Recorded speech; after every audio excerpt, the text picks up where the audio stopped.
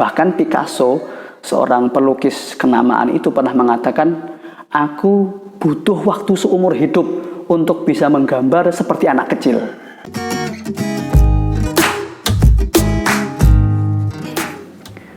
Assalamualaikum warahmatullahi wabarakatuh. Teman-teman, kali ini kita akan bicarakan tentang dawuh Sayyidina Ali bin Abi Thalib yang mana tercantum di dalam kitab Ihya Ulumuddin karya Imam Ghazali. Dawuh beliau ini menyatakan tentang tahapan perkembangan anak 7 tahun pertama, 7 tahun kedua, dan 7 tahun ketiga, bahkan ditambah lagi 7 tahun keempat. Yang mana beliau mengatakan, waladuka raihanatuka sab'an wa khadimuka sab'an thumma huwa aduwuka aw sadiquk, bahwa anakmu itu merupakan wewangian bagimu dalam 7 tahun pertama, kemudian dia menjadi pelayan bagimu dalam 7 tahun yang kedua, setelah itu dia menjadi musuh atau teman bagimu. Maksudnya apa? Kita bahas satu persatu. Tahap yang pertama adalah tahap raihanah. Waladuka raihanatuka sab'an, anakmu adalah wewangian bagimu di usia sampai 7 tahun yang pertama. Apa maksudnya wewangian? Kalau kita punya bunga-bungaan yang wangi seperti mawar atau melati atau yang lainnya, kita akan cenderung sering menciumnya, sering menghirup baunya, menciumnya, kemudian menjaganya di vas atau pot yang bagus.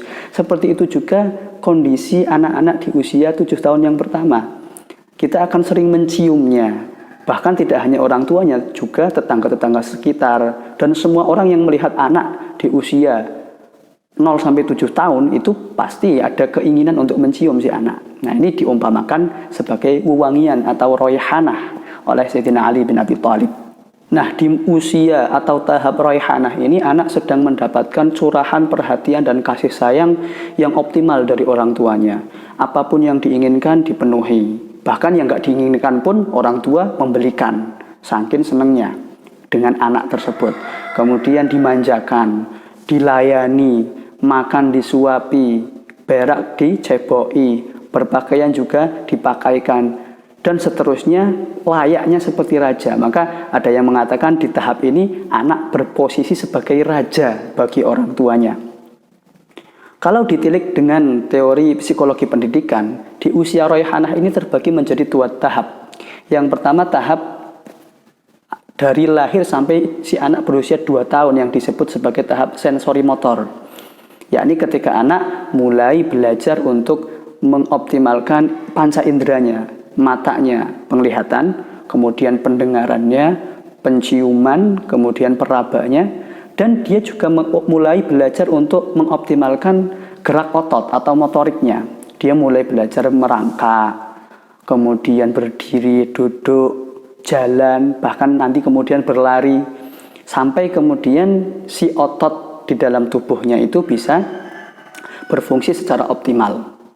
Maka di usia tahapan sensori motor ini, anak-anak sering kita ajak melihat birunya langit, kemudian hamparan sawah misalkan, atau hijaunya dedaunan di sekitar, mendengarkan gemericik air di kali, atau mendengarkan nyanyian burung-burung, merasakan percikan air, merasakan hangatnya terpaan sinar matahari di pagi hari, dan seterusnya, agar indranya itu bisa dilatih dengan optimal, bisa berkembang secara optimal dan baik. Kemudian juga diajak bergerak, keluar ruangan, diajak jalan, titah, dan seterusnya. Jangan di rumah terus, jangan digendong terus, takut nanti jatuh, nanti ini, nanti itu. Justru itu membuat indera dan ototnya anak tidak berkembang secara wajar. Kemudian tahap yang kedua setelah tahap sensori motor adalah ketika anak berusia 3-7 tahun yang disebut sebagai tahap praoperasional. Yakni ketika si anak sudah mulai bisa mengabstraksikan sesuatu yang konkret secara sederhana. Maksudnya begini, misal anak melihat pemandangan gunung atau pemandangan hewan atau pemandangan apapun, kemudian dia mulai menggambarkan simbol-simbol di kertas atau dimanapun. Biasanya anak-anak usia ini mulai senang coret-coret di tembok, di buku tulis, di baju orang tuanya, dan dimanapun dia senang coret-coret. Dan itu bagus, artinya dia mulai mengabstraksikan, membuat satu simbol dari apa yang sudah dia lihat melalui indranya. Jadi jangan dilarang anak-anak coret-coret, sediakan saja media di mana dia bisa coret-coret sepuasnya. Bahkan Picasso, seorang pelukis kenamaan itu pernah mengatakan, aku butuh waktu seumur hidup untuk bisa menggambar seperti anak kecil. Saking istimewanya imajinasi anak kecil ketika mengabstraksikan sesuatu yang konkret. Karena itu adalah imajinasi murni yang tidak bisa ditirukan oleh orang dewasa. Di tahap praoperasional ini, anak juga mulai menunjukkan rasa penasarannya terhadap hal apapun, intuisi. Jadi apapun yang dia lihat, yang dia rasakan di sekitarnya, yang ditangkap oleh indranya, tadi tidak hanya digambar, tapi juga mulai tumbuh rasa penasaran, yang ini merupakan fitrah kemanusiaan ya, untuk mendapatkan pengetahuan, untuk mendapatkan ilmu dengan bertanya, ini apa, itu apa, kenapa begini, kenapa begitu. Maka sering anak di usia ini mulai banyak bertanya. Jadi jangan dilarang, apalagi dibentak-bentak. Justru itu bagus ketika di usia tersebut anak mulai banyak bertanya, mulai rasa penasarannya tumbuh. Kalau dibentak-bentak, anak kecil tahu apa misalkan, ngapain tanya-tanya, udah jangan tanya, bapak sibuk misalkan gitu. Justru itu bisa mematikan intuisi si anak, bisa mematikan rasa penasaran dan daya belajar anak. Itu orang tua harus hati-hati. Di usia royhanah ini, cara belajar anak yang paling efektif adalah dengan meniru, imitatif. Yakni ketika apapun yang dia lihat, dia tirukan. Bahkan kucing pun kadang dia tiru. Terutama gerak-gerik orang tuanya. Orang tuanya sholat, dia tirukan sholat. Orang tuanya main HP, anak tirukan main HP. Orang tuanya bertengkar, saling bentak-membentak, anak juga ikutan membentak-bentak. Jadi orang tua di usia anak royhanah ini, maka harus menjaga diri agar bisa selalu menjadi teladan yang baik bagi anaknya. Karena dia dilihat terus, dilihat oleh anaknya untuk kemudian mengendap dalam benak si anak dan kemudian ditirukan oleh si anak menjadi suatu perilaku bagi kehidupannya di usia yang akan datang. Tahap yang kedua disebut dengan tahap khadim atau pelayan atau pembantu atau istilah kita sekarang asisten. Yakni di usia 7-14 tahun. Ketika anak sudah mulai mengenal dan diperkenalkan dengan tanggung jawab maupun kedisiplinan. Di usia ini anak mulai dilibatkan dengan kegiatan kerumah tanggaan, tanggung jawab di rumah. Misal mencuci piring bekas makannya, atau mencuci bajunya sendiri, atau bersih-bersih rumah dan halaman. Pokoknya kegiatan-kegiatan rumah tangga yang dilakukan bersama orang tua. Dan di tahapan ini orang tua juga sudah mulai mengenalkan perintah dan larangan, apa yang perlu dilakukan, apa yang jangan dilakukan. Juga reward dan punishment, hadiah dan hukuman terhadap anak. Terutama dalam hal yang berkaitan dengan ibadah. Karena dalam pendidikan Islam, perkara ibadah ini prinsip utamanya adalah sholat 5 waktu. Rasulullah SAW bersabda, "Muru sibyanakum bis sholati idza balaghu sab'an." Perintahkanlah anak-anakmu untuk melaksanakan sholat ketika dia sudah sampai usia 7 tahun. Wadribuhu 'alaiha idza balaghu 'ashran, dan pukullah dia jika meninggalkan sholat ketika sudah masuk usia 10 tahun. Tentu saja memukul di sini memukul yang tidak menyakitkan, memukul sebagai ekspresi kemarahan orang tua. Dan tentu saja tahap memukul ini sudah diawali dengan tahap memerintahkan dan meneladankan dari mulai usia dia 7 tahun. Jadi ada 3 tahun proses orang tua itu memerintah, mengajak dan menyontohkan sholat. Ketika usia 10 tahun kok dia masih nggak mau sholat, meninggalkan sholat, ogah-ogahan sholat, barulah dipukul dengan pemukulan yang tidak menyakitkan dan tidak boleh di wajah atau kepala bagian muka. Harus di bagian lain yang sekiranya tidak bisa membuat cedera atau luka. Kemudian Rasulullah juga melengkapi wa farriqu bainahum fil madaji', pisahkanlah anak-anakmu di pembaringan mereka, di tempat tidur mereka. Jangan dicampur jadi satu tempat tidur kalau bisa ya, kalau memungkinkan, apalagi bagi anak cowok dan cewek karena mereka sudah masuk mulai masuk di usia baligh ya saat itu. Nah, di tahapan khadim ini anak juga mulai bisa menalar, berpikir dan mengabstraksikan dengan lebih sempurna daripada sebelumnya yang disebut dalam psikologi pendidikan sebagai tahap operasional konkret dan formal. Dia sudah mulai bisa mikir, bisa menalar, dan bisa diajak dialog. Makanya di usia ini orang tua mulai banyak mengajak ngobrol si anak agar apa yang dipikirkan oleh anak, dirasakan oleh anak bisa tercurahkan, bisa tersampaikan dan ditanggapi oleh orang tuanya, bukan malah dicuekin. Apalagi di masa akhir usia khadim ini menuju 14 tahun, anak-anak sudah sempurna balighnya, sudah masuk dalam usia baligh yang mana terjadi perubahan fisik maupun psikis. Jadi orang tua harus menemani anak-anak berdialog, terutama keingintahuan dan rasa penasarannya terhadap perubahan-perubahan fisik maupun psikis yang dirasakan. Nah, ketika anak sudah masuk usia baligh ini, artinya anak sudah mulai menjadi muslim mukallaf, muslim yang terbebani dengan aturan-aturan syariat, yang mana dia bisa mendapatkan pahala maupun dosa dari perbuatannya. Makanya sebelum masuk usia baligh ini tadi disebutkan orang tua harus menjaga kedisiplinan anak, melatih kedisiplinan anak terutama dalam hal-hal prinsip dalam agama seperti sholat 5 waktu. Tahap yang ketiga adalah tahap adu aw sadiq, musuh atau teman, rival atau partner, yakni di usia 15 sampai 21 tahun. Kenapa disebut musuh atau teman? Karena di usia ini anak bisa sangat akrab dengan orang tuanya atau bisa sering bertengkar dengan orang tuanya, seperti layaknya musuh.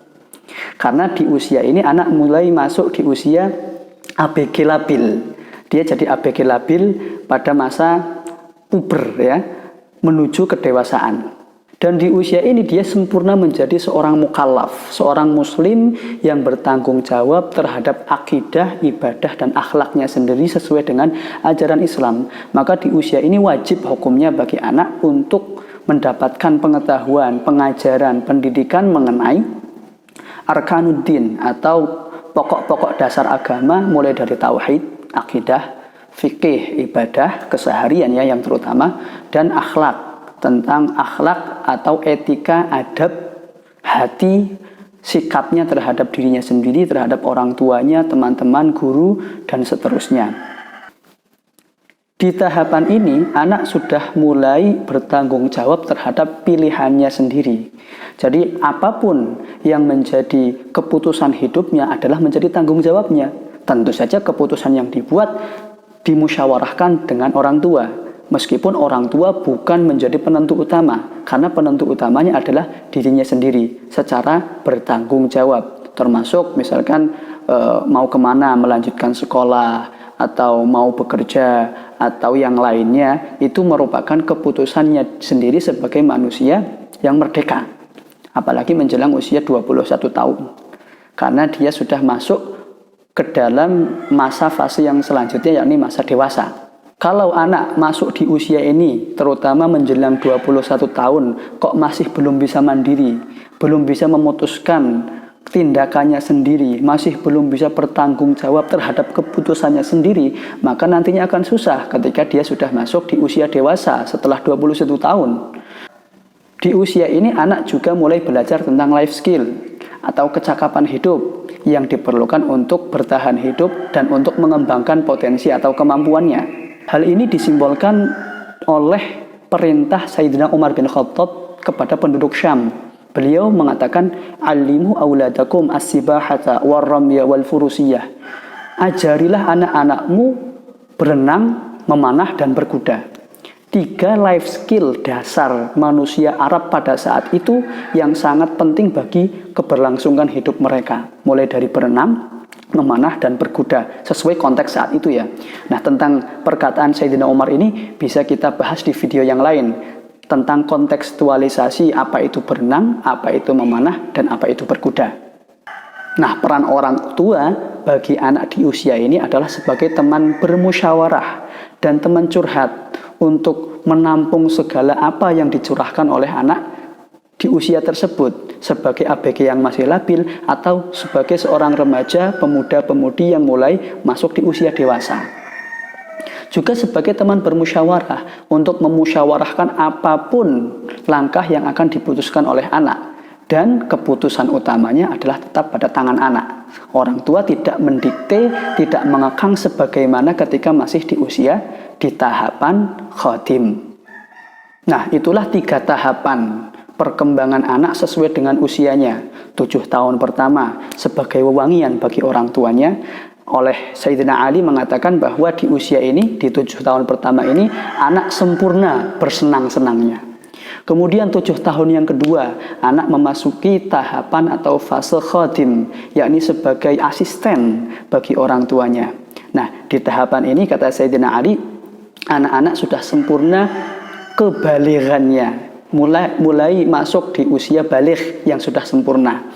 Kemudian di 7 tahun yang ketiga, antara 15 sampai 21 tahun, anak-anak menjadi partner bagi orang tuanya, menjadi adu au sadiq bagi orang tuanya. Dan di usia ini kata Sayyidina Ali, anak mulai sempurna pertumbuhan fisiknya. Dan yang keempat, setelah itu masuk di usia 22 sampai 28 tahun sudah memasuki fase usia dewasa, dan seharusnya sampai pada usia 28 tahun seorang anak menjadi pemuda yang sempurna akalnya. Dan setiap tahap itu tadi yang sudah saya sampaikan harus tepat langkah orang tua dalam perlakuan mendidik anak-anaknya. Jangan dibolak-balik, anak sudah usia khatim kok malah disenang-senangkan terus, atau anak sudah usia pra dewasa, di usia setelah balik kok masih dikekang berlebihan, juga tidak tepat. Maka mengenal atau memahami tahapan-tahapan ini penting bagi orang tua agar tidak salah tindakan. Demikian, semoga bermanfaat. Sampai jumpa di video yang lain. Wassalamualaikum warahmatullahi wabarakatuh.